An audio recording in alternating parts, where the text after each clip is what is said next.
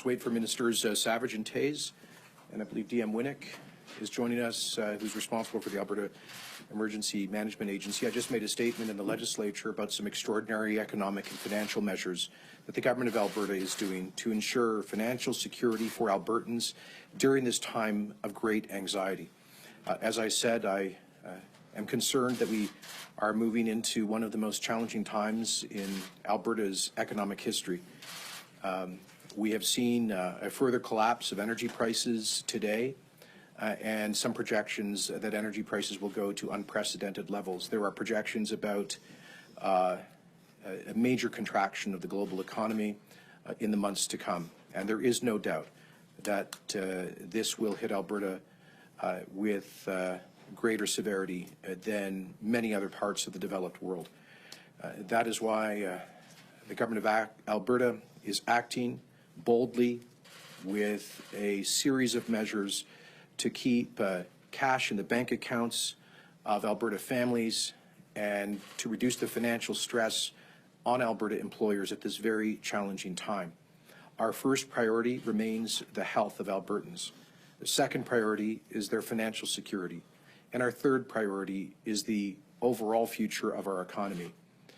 Tonight, I will be joining the newly structured Alberta Economic Recovery Council, made up of some of our leading business leaders and thinkers to begin developing strategies for emerging from the significant downturn that we are facing. But today, I announced a series of concrete and practical measures that include the launching of an emergency payment program of $573 for Albertans who are facing self-isolation and who are not receiving employment insurance benefits.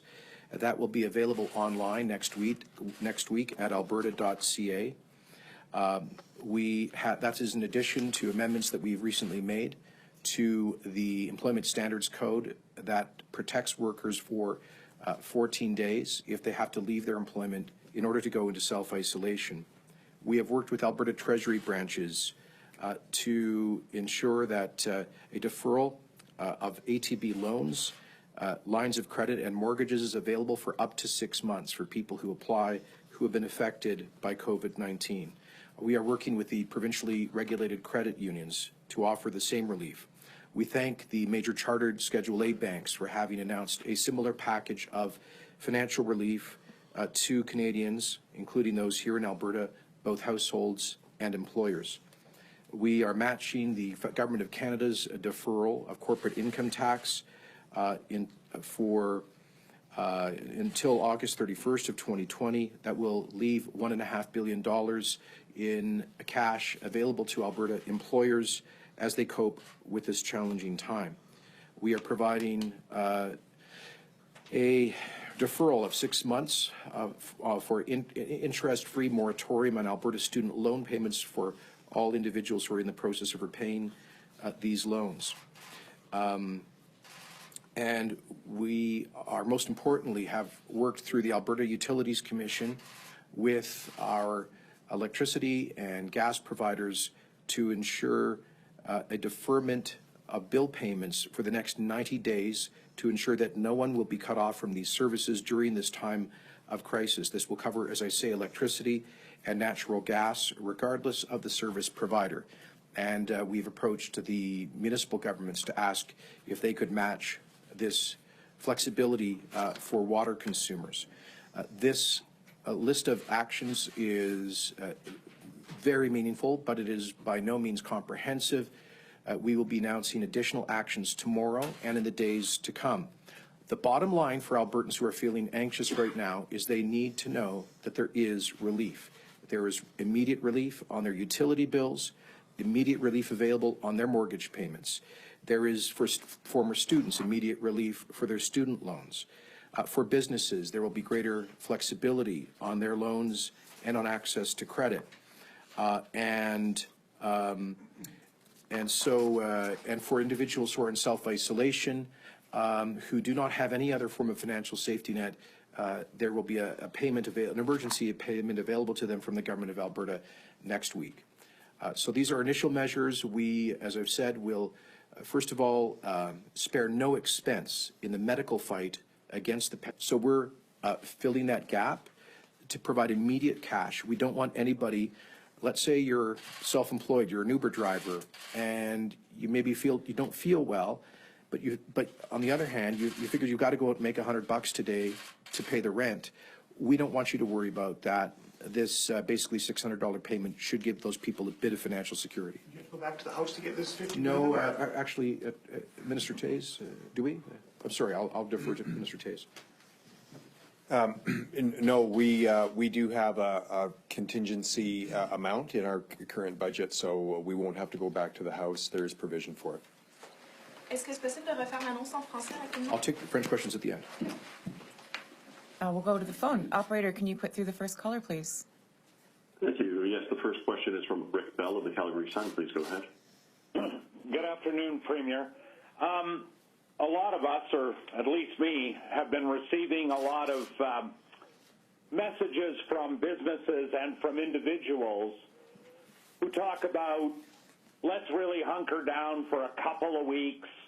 A big company here in Calgary said, we're going to close down until March 30th, and then we'll reevaluate things.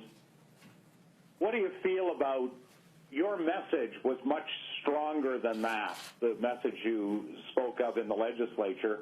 What do you say to those people or those businesses who think that this is a kind of a short-term thing, that if we take the closures and we take the social distancing and we stay at home, in 2 weeks, 3 weeks, 4 weeks, we can all go back to something close to normal? What do you say to those people or those businesses?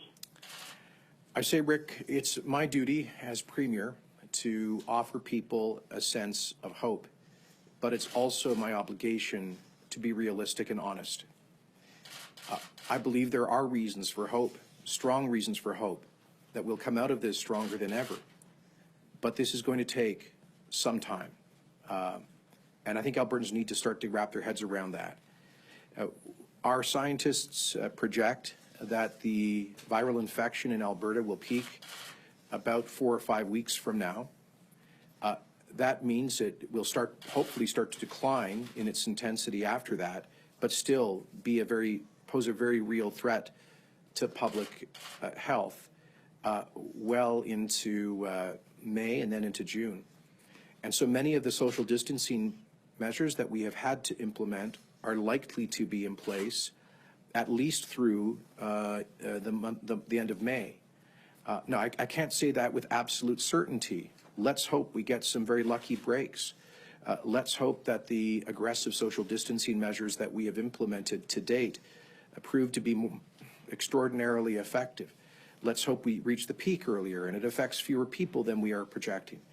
But to be realistic, based on the velocity of this disease around the world, we can expect this to pose a very real threat to public safety for at least the next 2 or 3 months. And then beyond that, Rick, unless and until a vaccine is developed, it will continue to pose a global threat. And most projections I see are for a vaccine potentially to be available to people in 2021. So COVID itself will have a significant effect for at least the next 3 months. Now, most economists are projecting a sharp rebound in the global economy starting in June, because they see the kind of the curve bottoming out on the pandemic, and then they see pent-up demand surging. There are some positive signs the Chinese economy already appears to be showing some growth in demand. However, Rick, then we have to layer over top of that the collapse in energy prices. And I have to be honest with people. I hope that the Saudis and the Russians come to their senses and stop this war of attrition. But most projections are that they are locked into a price war that could go into 2021. And we have not yet seen oil prices bottom out. Do you have a follow-up, Rick? So I want to say, sorry, Christine, just to close that off, I'm sorry for the long response, but I'm just trying to I'm trying to walk you through my own thinking on this, Rick, and I think Albertans need to know what their government thinks about this. We're in tough, probably for the balance of 2020, and we'll get through it, but it's not going to be in a couple of weeks. Rick, follow-up? Yes, just a quick one. In Ottawa earlier today, a reporter asked Finance Minister Morneau about whether, because of COVID and because of wanting to get more money into people's pockets, which all governments are talking about these days, that would the federal government pass on hiking their carbon tax on April 1st, which is just a few days away. And the finance minister did not really answer that question.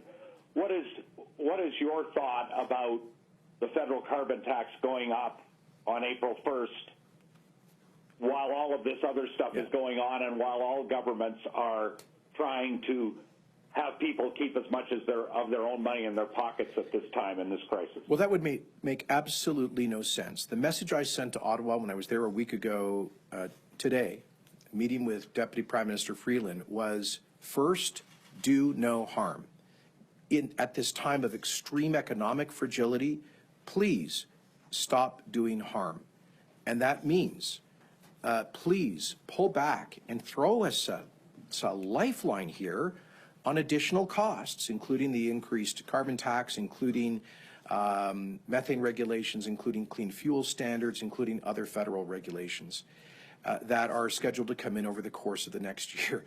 We have an industry, to be blunt, that is basically on life support. The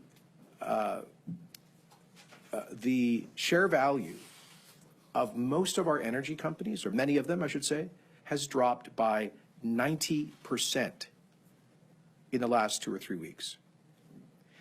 And we are going to do everything we can, we hope with federal assistance, to keep our brilliant world-class energy producers alive so that when the dust settles, they will be there to be a reliable source of energy for the future. But we are working with the federal government. We are working to maximize access to the $10 billion of credit backstop through BDC and EDC.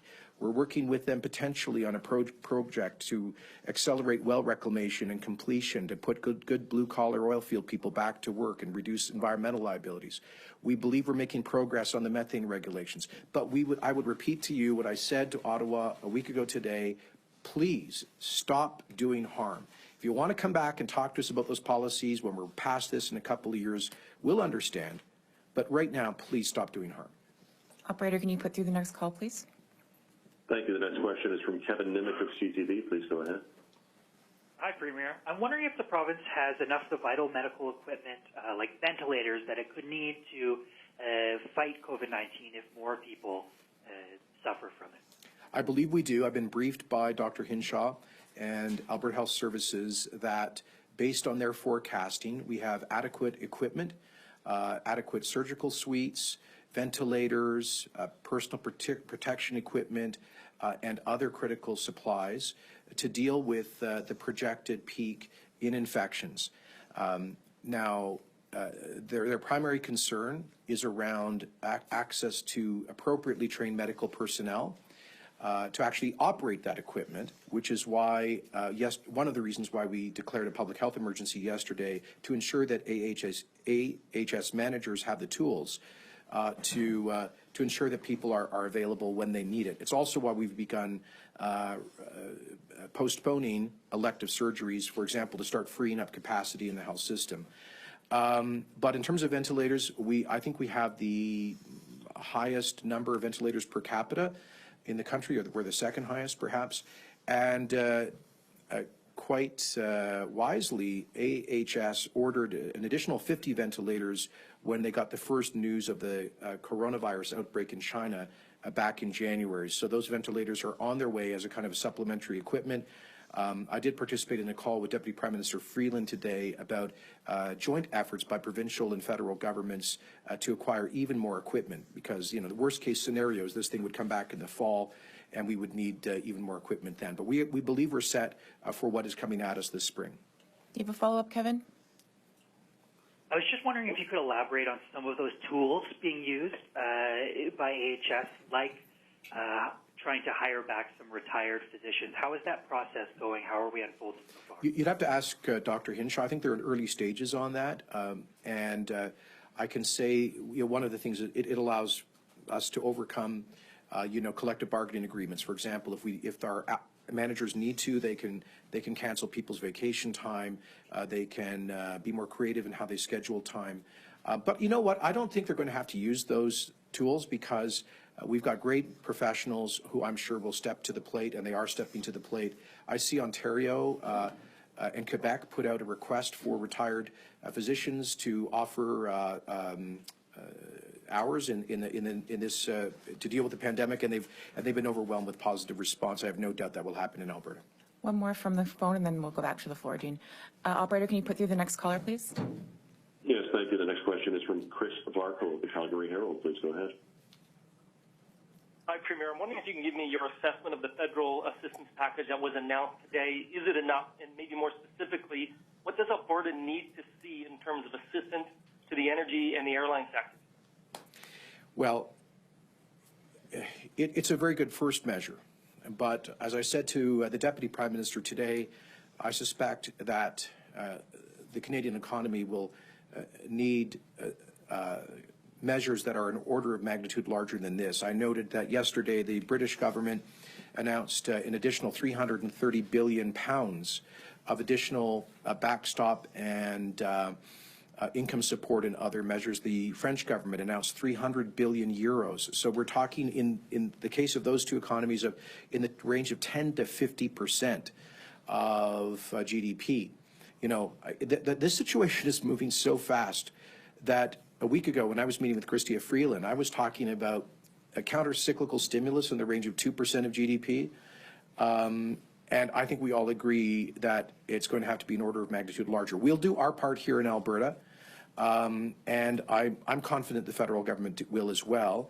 And I believe that I know that they are working specifically on packages for the aviation and the energy sectors, recognizing their unique vulnerability right now. Do you have a follow-up, Chris? No? Okay. Dean? There was no childcare benefit. Is there a rationale for that? Maybe match. So, Dean, we just found out the federal package this morning at I guess about 9 o'clock, and Minister Taze and his team are pouring through this to see where there might be gaps. There was a significant enhancement of the Canada Child Benefit here.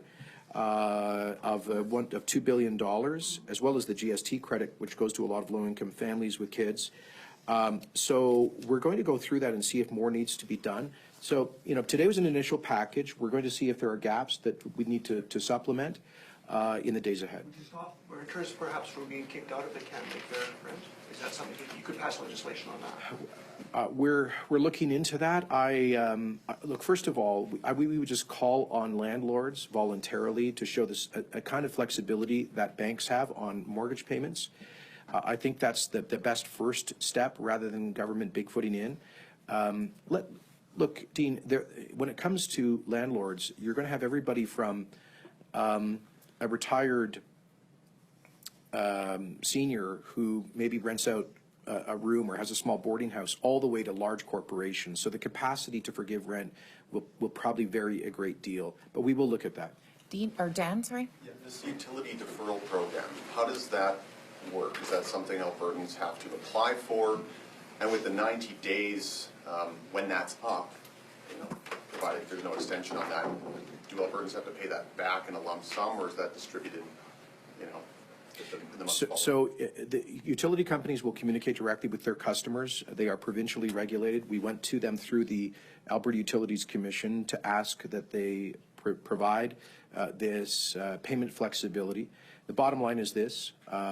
We have asked, and they have agreed, that they will not cut off service if people do not pay their utility bills over the next 90 days. So there's no need for an application. And I believe the utility companies will be communicating directly with their customers on that. And then we'll review where we're at after 90 days. I'll leave it to the municipalities to comment on whether they're able to match some of these measures on the water side. Just on the program, the 573, like, how do you keep track of exactly who's eligible? Yeah. And the 50 million, that's 87,400 and some individual payments of 573. You know what, quite frankly, it's an estimate we're making. It's a bit of a shot in the dark. We do not actually know how many people are in isolation. This will be a temporary program for those who must self-isolate because they meet the government of Alberta's published criteria for self-isolation, including persons who are the sole caregiver for a dependent who must self-isolate because they meet the public health criteria and who will not have another source of pay or compensation while they are being self-isolated. It will be distributed in one payment installment and will bridge the gap until the federal emergency payments begin in April. So basically, this is for folks who, you know, some people in the self-isolation might be receiving payment from their employers. There might be people in self-isolation who are already receiving welfare benefits or AISH from Alberta, or maybe they're already receiving EI. We don't think they need this emergency support. This is for the folks who fall between the cracks. You know, imagine that Uber driver, that hairdresser, that small business person who doesn't have any safety net and they don't have any EI, but they had to stay home. That's what this is for. We designed it based on a Quebec program, and 50 million is, to be honest with you, it's a bit of a shot in the dark. Janet? I just wondered if there was any provincial top-up potentially coming for the $900 payment that will come from the federal government. There's a lot of the emergency. Well, this is not. We're not considering a top-up. This is a bridge because they won't be able to make those payments until at least mid-April. And for us, this is not about. This is actually not an economic measure. This is a public health measure.